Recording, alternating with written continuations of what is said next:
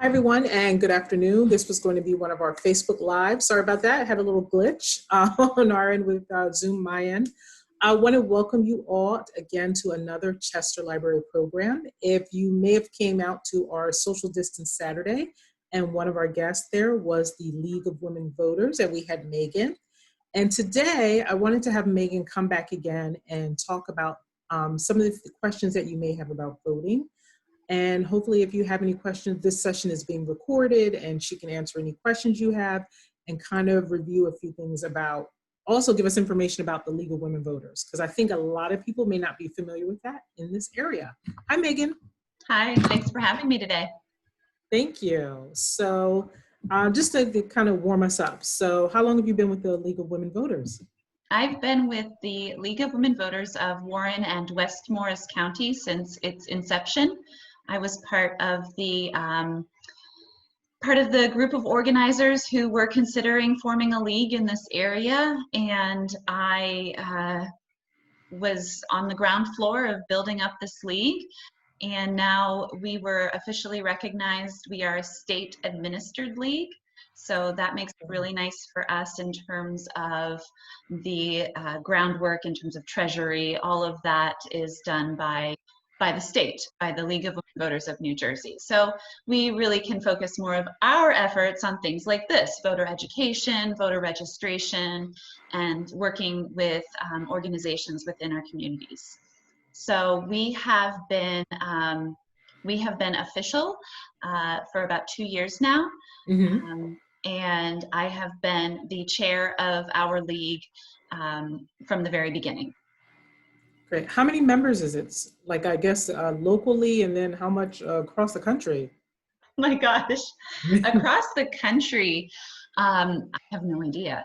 Locally in our league, we have about 20 super active members, but we have more members than that who participate kind of on the sidelines and in emails and, doing things online. So across the state, I do not know exactly how many members we have total across the state. I'd have to look that up. Okay, I know I've seen a lot of like advertisement on Facebook, and I really wasn't personally familiar with it. I mean, I've heard of it. I didn't know. I know you recently did something with Tammy Murphy, the First Lady. She actually talked through. Can you tell us a little bit about that? Is that part of what you're trying to do now? Was that a bigger initiative?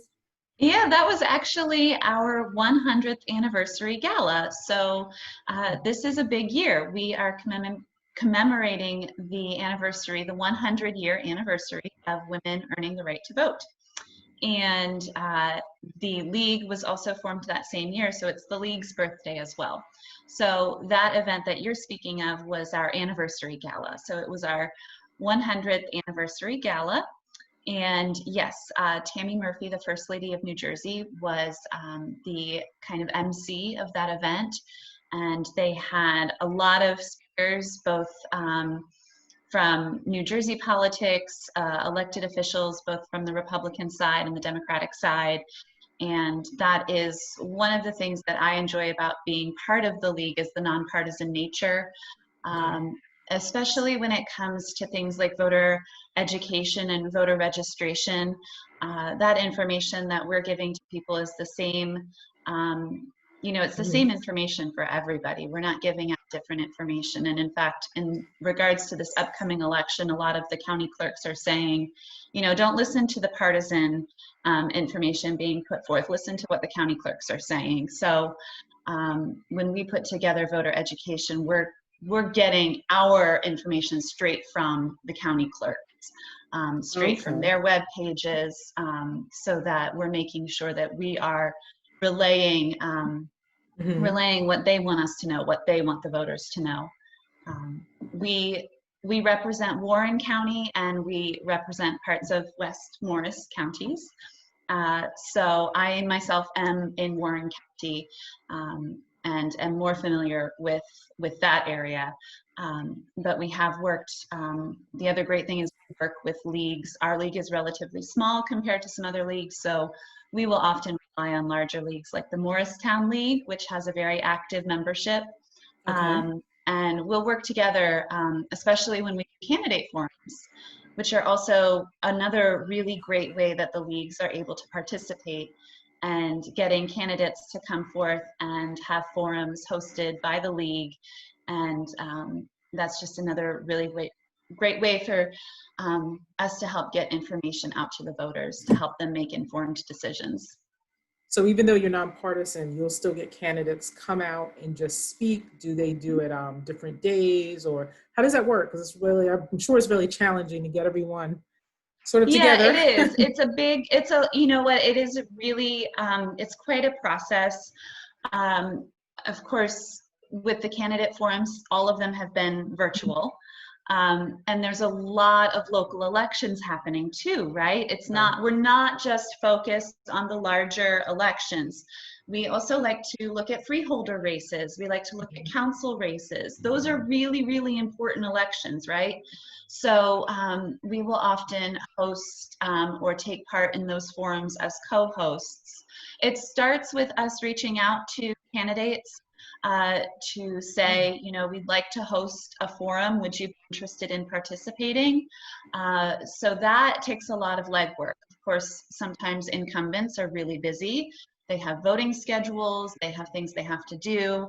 And so we're working around their schedules. So it's a lot of back and forth, but it's really well worth the effort, because that's really one of the core things of what the league does.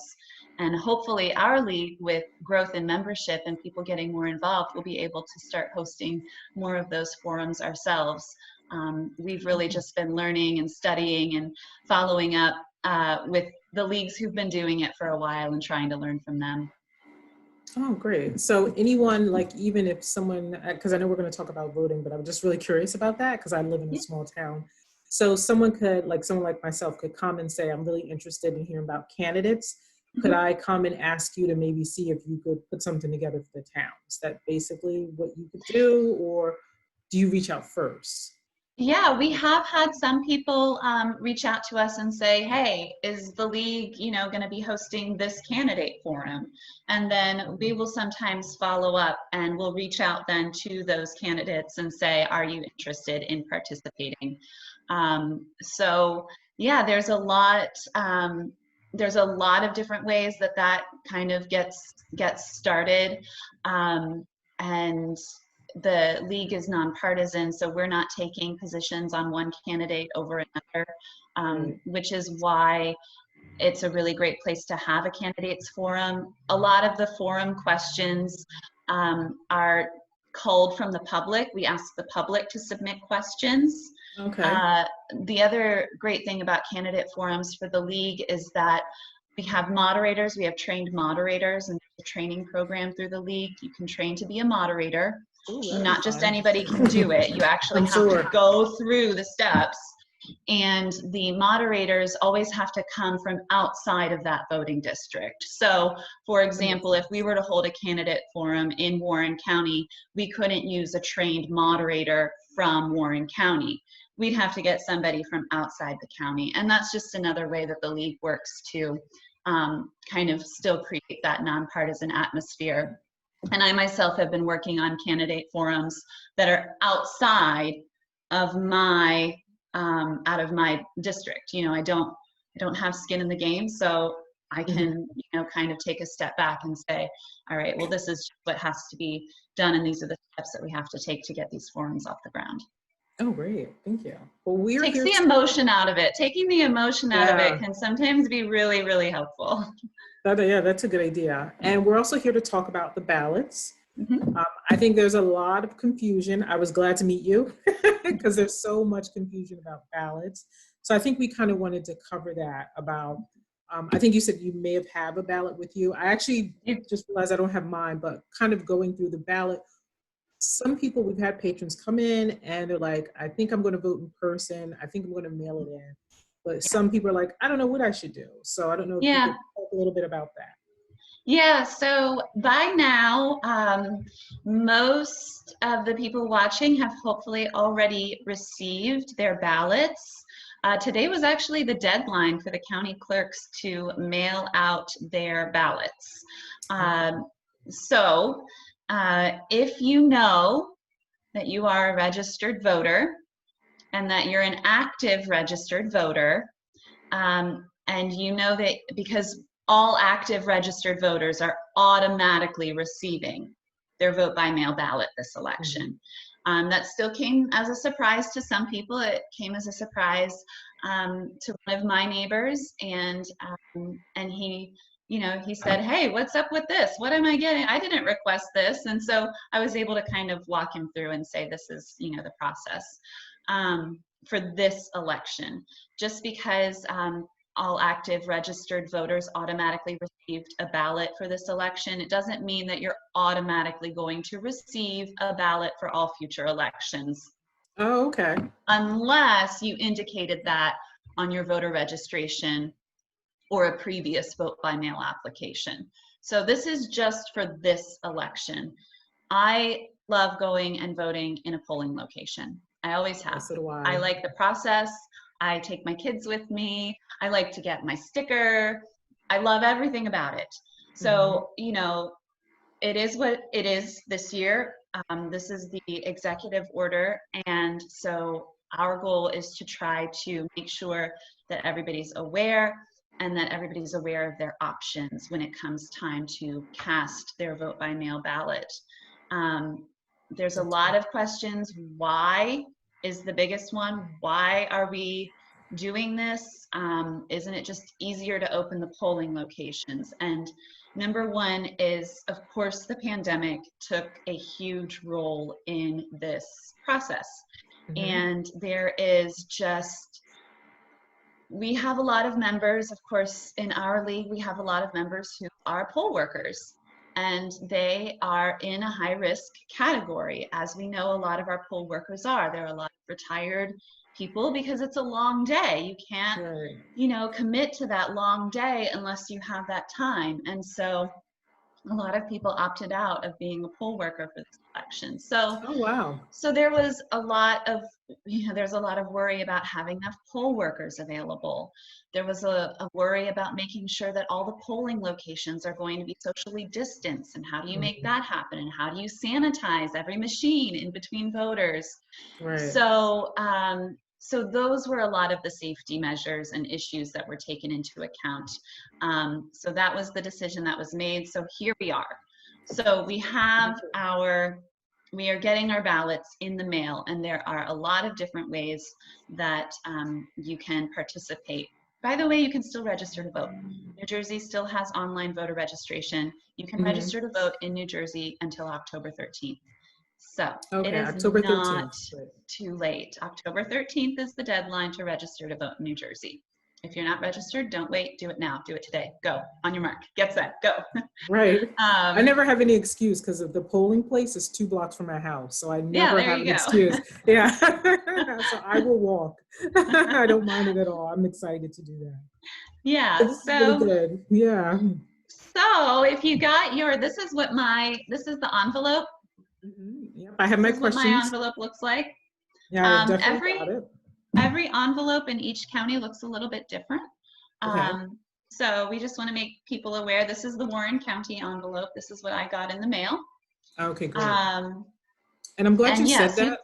Oh, I'm sorry. I'm glad you said that, Megan, because today we had a presentation on scams and identity theft for seniors.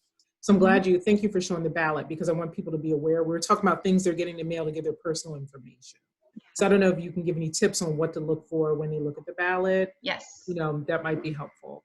Yes. So, well, the biggest thing here you're going to see is official election mail. It's going to have that right on it. A lot of times people will get confused if it's got a prepaid postage. Sometimes people see prepaid postage and they automatically assume it's junk mail because it's got that automatic postage. But then official ballot enclosed in the big red, that's key. And then of course it should have your county clerk's return address up at the very top there with their seal. So that's what you're going to look for when you're getting your mail-in ballot. We also tell people to sometimes you know, we're not used to getting mail as much anymore. We do a lot of stuff online. And so sometimes things will come in the mail and then they accidentally get slipped in the trash or recycling. That happened to a few people I know during the primary. And we had gone through every possible explanation as to why they hadn't received their ballot. And then finally they checked their recycling and there it was. So, Oh, okay. so Oh, and then, I don't, oh, I'm sorry, Megan. And a question about the ballot. So they're not receiving any calls? Because again, I'm sorry, I have a lot of seniors. So they're not receiving any calls. Did you get your official ballot? Would they be getting a call about it or no? no, the county clerks and board of elections do not have time for that. I can guarantee you. They are flooded with calls. At least our Warren County clerk has been getting a lot of calls and questions. So no, they're not going to be calling you, asking you for things like your social security number. No way. Mm-mm. Okay, good. And I just want to make that clear for everyone because we had a similar question today about things that were coming in the mail. How can they tell the difference with the ballot? So thank you for that. Yep. So then, please proceed. I have the question. yeah. So I'm just going to keep going, and then this is great. Yeah. Okay. So once you open up your ballot, you'll have your explainer letter. Okay. So this is going to walk you through the process. Read everything. We're talking to library patrons, so we know library patrons like to read, right? So That's we know right. you've got good literacy skills. So make sure you read through this in its entirety. This is going to walk you through the process. And it's also going to have the explainers for the ballot questions. So that's a really helpful thing to have on the back of that. Okay, great. And okay. You're going to take us through the ballot, right? The correct way to fill it out? Yes. Okay. Yes. So let's kind of walk through the ballot. Now, again, every ballot for every county is going to look slightly different, right? So this is my ballot. I have not filled it in yet. And I'm showing this to you. This does not have any of my personal information on it. My voter ID is not on this ballot. There's no personal information on my ballot. At the very top, they're going to show you how to mark your ballot, fill it in like this. Don't use a check, don't use an X. Use blue or black pen, I would recommend. I would not recommend using pencil. I would use blue or black pen. And because these are scanned by machine. And so that is going to, the blue or black pen is going to be picked up by the machine. The other thing that's really important when you're completing your ballot is to make sure that you aren't voting for more candidates than that slot allows. So for example, let's look at the United States Senator race. So we have 5 people running. Underneath United States Senator, 6-year term, vote for 1. That means you can only vote for 1. If you vote for more than 1, it's not going to count. So we want your vote to count. So make it count. If you would like to write in a candidate, you're not going to fill any of these. You're going to go over to where it says write in, and you're going to mark the oval and then write in the candidate. And if you're writing in a candidate, make sure you know who you're writing in and how to spell their name correctly.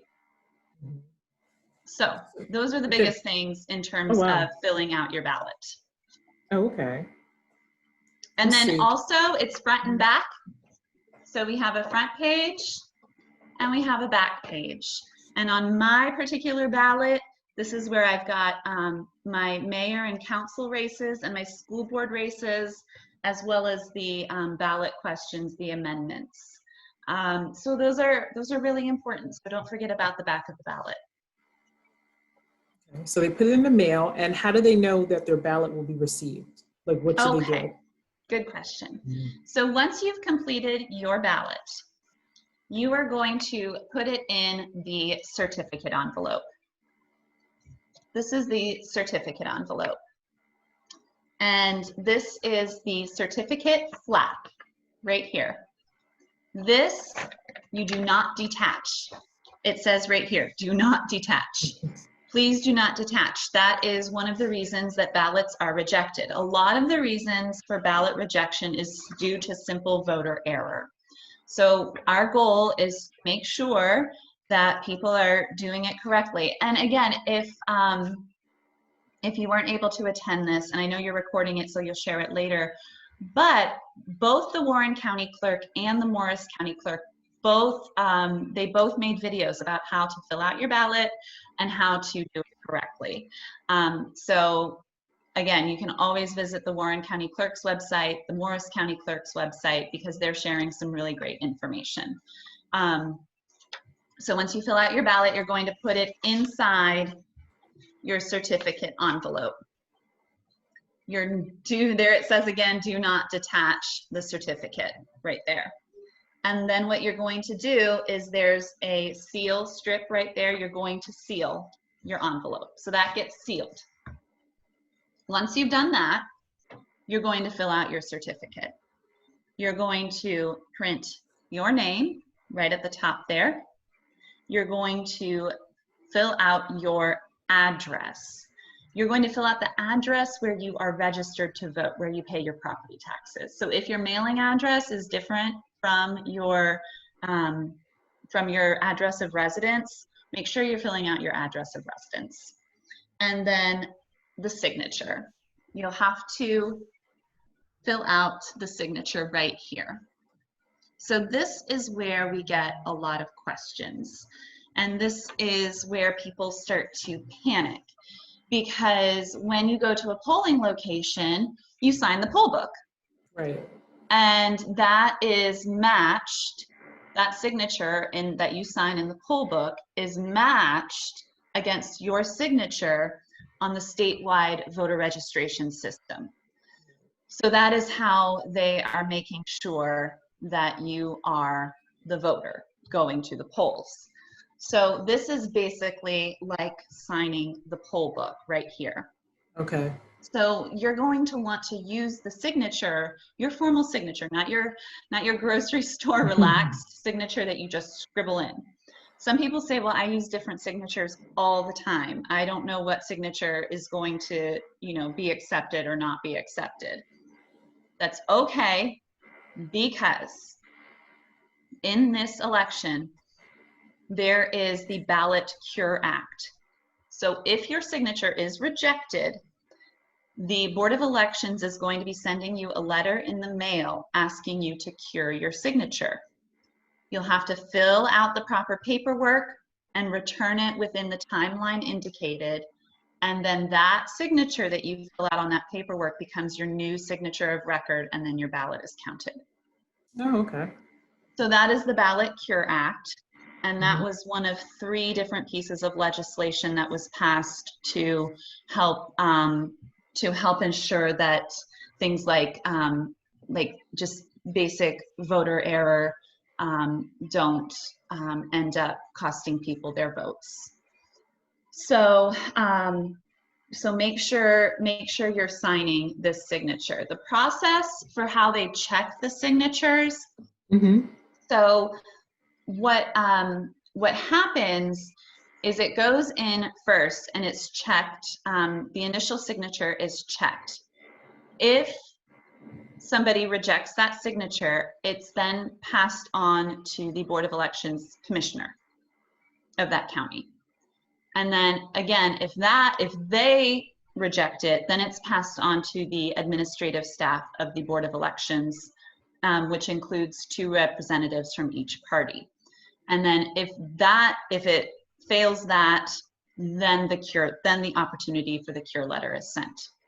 So there's multiple ways in which your signature has to clear if it's if they've flagged it as a possible mismatch. Okay.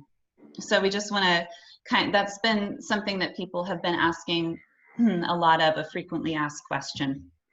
So that's part of the signature verification process.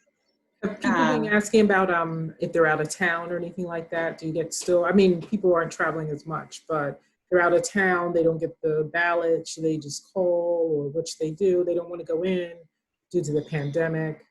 Right. So if they're out of town, like, you mean out of town, like voting out of state, like they're Yeah, like maybe they're somewhere else. I mean, like maybe they're overseas. Or yeah, or maybe, due to family illness, like they might be, in Florida right now or something like that, but they want to vote. So they don't know that the ballot came to their home. Like, what do you do? So, okay. So if somebody, because election mail does not get forwarded, that's one of the fail safes. It has to go to your mailing address. If that's a PO box, it's got to go to that, or it's got to go to your place where you vote. Now, if you're if you know you're not going to be at that place when you're receiving your mail, I guess my question, it would kind of be different for everybody depending on their situation. Because so could they call you? If they're, yeah, if they're temporarily away, I mean, I would definitely, if anybody's, going for an extended period of time, I would definitely have the post office put a hold on your mail, so that you're not just letting your mail pile up. I think a lot of people do that. I hope a lot of people do that. Or you're having, sometimes we'll have our neighbors collect our mail when we're out of town. But if they're going to be out of town for an indefinite period of time, then they'll definitely need to contact their county clerk and find out the best way to get their mail-in ballot to them. Okay. Yeah, I had some people going back and forth there, so. Yeah, if they're going back and forth, like if they're going to be getting, like, I guess a good example would be college students. So if college students are getting their election mail at their home where they live, but they're currently on campus, then they would definitely need, and their campus is far enough away from their home, then they definitely need to work out with whoever's at home how to get that ballot. They'll either have to go home, because it does say, this is just really important too, it does say that on multiple things on this election mail, that only you, the voter, are allowed to handle your election mail. It is fraud to, I shouldn't say that, it is illegal to handle somebody else's election mail. So only you, the voter, should be opening it. Only you, the voter, should be completing it. Only you, the voter, should be sealing it. Now, that doesn't mean that somebody can't take your ballot once it's been completed and everything's been filled out by you, the voter. That doesn't mean somebody can't deliver it for you. But if they do that, they'll need to fill out the bearer portion. So this is the bearer portion. Okay, can you go get Amelia? Sorry, those are my kids in the background. So this is the bearer portion, and there are up to 3 bearers per election. So you can only bear up to 3 ballots. You can't bear more than that. Okay. Sorry about that. That's Working fine. from We're all home there. is so much fun. It's okay, This is sweetheart. the time. Go get Amelia, she'll help you. We're It's all that there. time of day, right? Yeah, it's the witching hour, say. Well, this has really been great. You've given a lot of information. Is there anything you want to close out? Because again, we have a lot of our patrons are seniors, or we have a few college kids, or anyone, anything that you'd like to close out with. So once you are done filling out your ballot and putting it in the certification envelope, then you're going to put it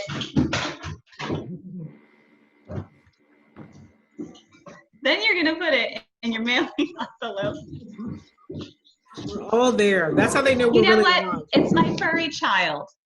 It's my furry child that is the problem. I have 2 children and a black lab. His name is Warner. He's a nut.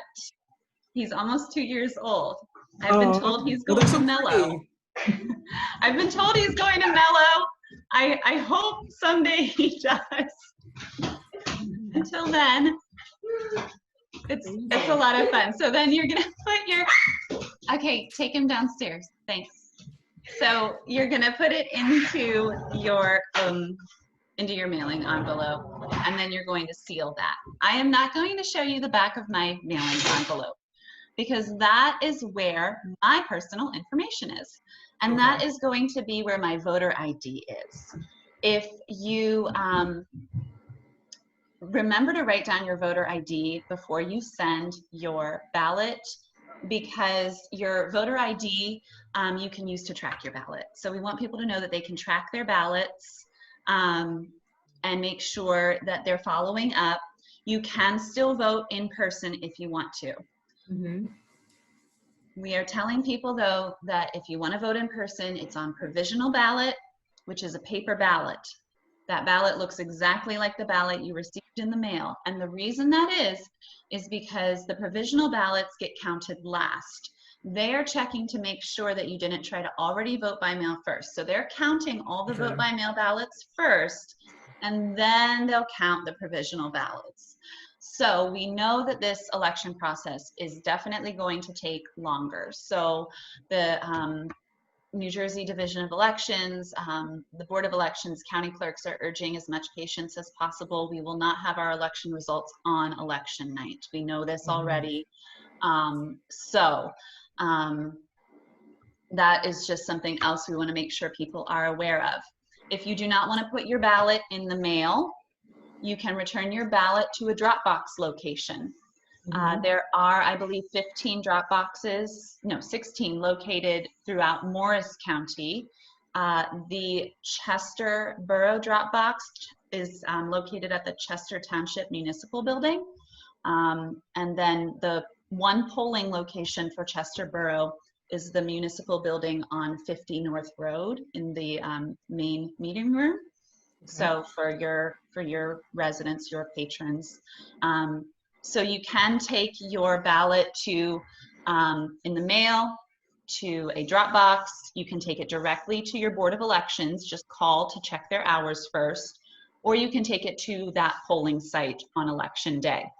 If you take it to a polling site on election day, you'll have to sign the poll book, and you'll have to give it directly to a poll worker. And that is just the process with that. So we want to make sure people are aware of that. Okay, great. Well, this was very, very informative.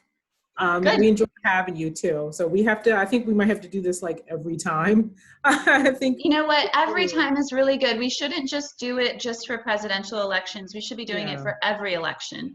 And that is why we started a group in Warren and West Morris counties, because we wanted to get involved all the time, not just every 4 years. We can't just do it every 4 years. Right.